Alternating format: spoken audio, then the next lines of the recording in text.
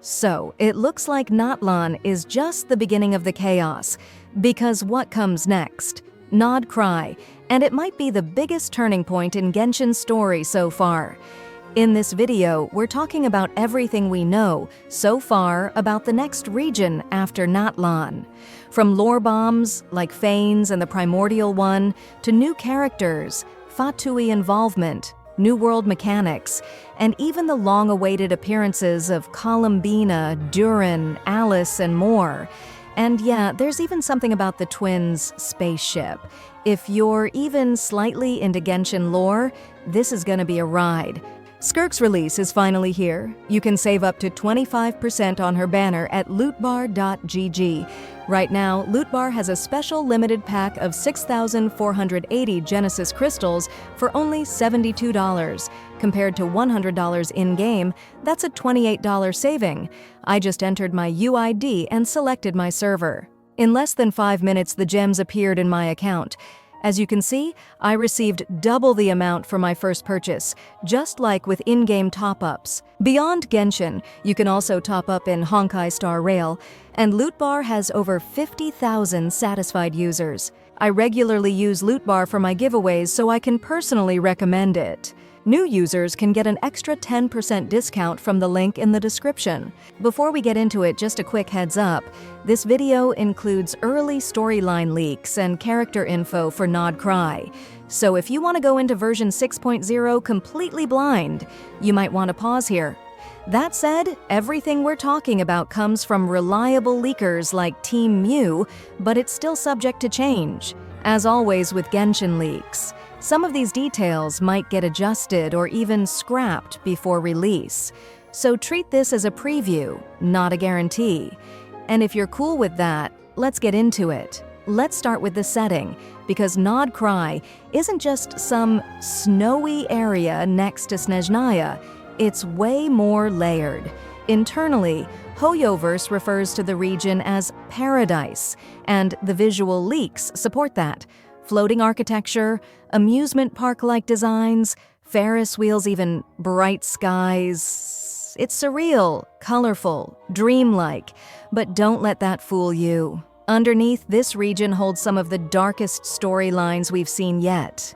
There are secret factions, apocalyptic monsters, and truths about Tevat that the traveler was never meant to know. Now, if you've been following the lore, you know the name Phanes has been thrown around a lot, usually tied to the Primordial One, the entity believed to have shaped Tevat. Well, in Nod Cry, Phanes' name will finally be spoken in the main storyline.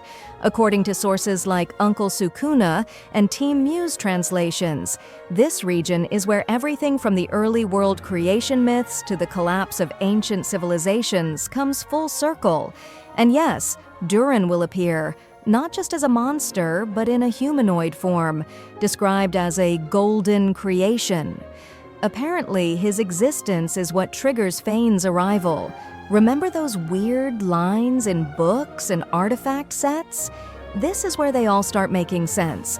For example, the book Bamboo Forest Moonlit Night, the final of the Deep Gallery's artifact set, and the lore behind the weapon Azure Light.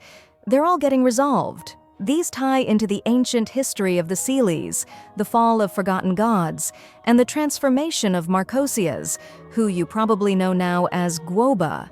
It all hints at a deeper system behind the Archons, and even Celestia itself.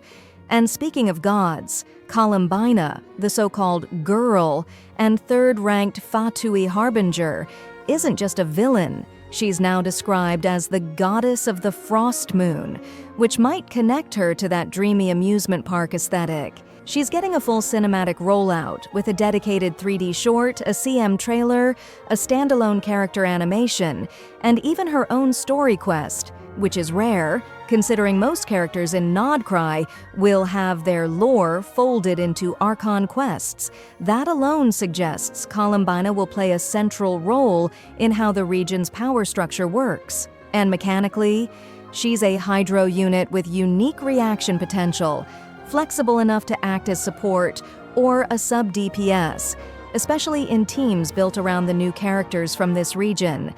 Now, let's talk about those characters because the lineup here is absolutely stacked. The first character we're likely to meet is the Electro Lightkeeper, set to be a main DPS focused on electro-charged reactions. He's likely tied to the Lightkeepers faction, who oppose the Wild Hunt, another new force that's both a gameplay mechanic and a lore entity.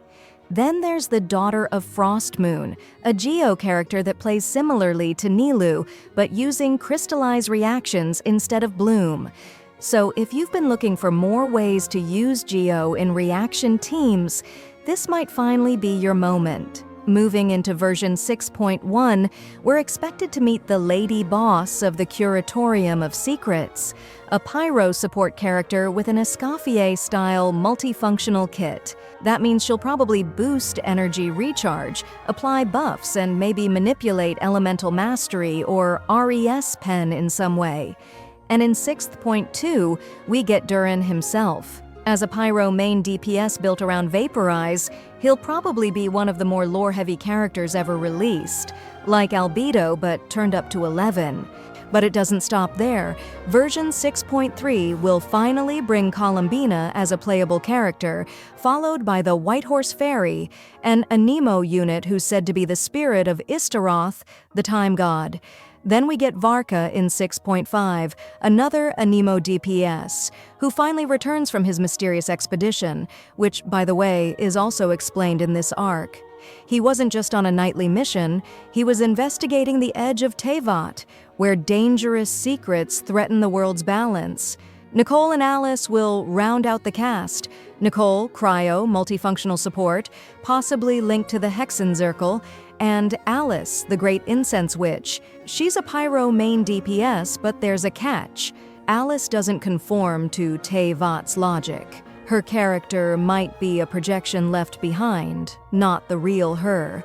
In other words, Hoyoverse might finally be teasing what characters from other worlds really look like, and Alice could be the one to break that wall. Now, let's talk gameplay systems and mechanics. We already mentioned the Wild Hunt, but here's what makes it more than just another elite mob. In open-world exploration, this mechanic will create zones of danger, places where standard mechanics don't work normally. Players might need to manage energy decay, resource corruption, or even time itself, based on what's been leaked. It sounds like a combination of Dragonspine survival, abyssal debuffs, and Fontaine's Archy system, but on steroids. And the setting? Again, don't let the bright skies fool you. The Traveler's spaceship, mentioned briefly in the Traveler chapter of 5.7, is said to be hidden in Nod Cry, and it's the main plot device for the region. This isn't just about fighting enemies anymore, it's about rewriting the rules of fate, time, and possibly reality itself. That's also where the Lightkeepers and Moon Hunters come in.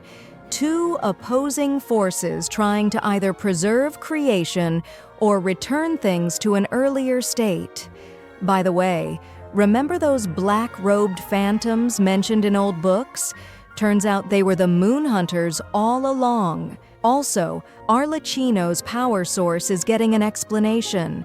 It's tied to the Crimson Black Moon, something that connects not only to her kit, but also to the future of Snezhnaya, Kyenria, and Celestia. The next region after Nod Cry will include Port Dornman, which might act as a central city for those future arcs. And finally, let's not forget the 6th anniversary. Apparently, Hoyoverse is planning to offer rewards as good as, or even better than what we got with Natlan's anniversary. Plus, there'll be new system optimizations, though those haven't been detailed yet. If they tie into the UGC mode or banner quality of life features, that could seriously change how people interact with the game. So, what do you think? Is Nod Cry shaping up to be the most ambitious update in Genshin yet? Between ancient gods, forgotten creations, dimensional projections, and new combat systems, it honestly feels like the story is finally heading toward the end game, or maybe a new beginning. If you want more updates like this, with everything broken down in detail, don't forget to subscribe. I'll be covering all the future characters, events, and surprises as they drop, so you won't miss anything. Save up to 25% on the current banners at lootbar.gg. All you need is your UID and server. The link is in the description.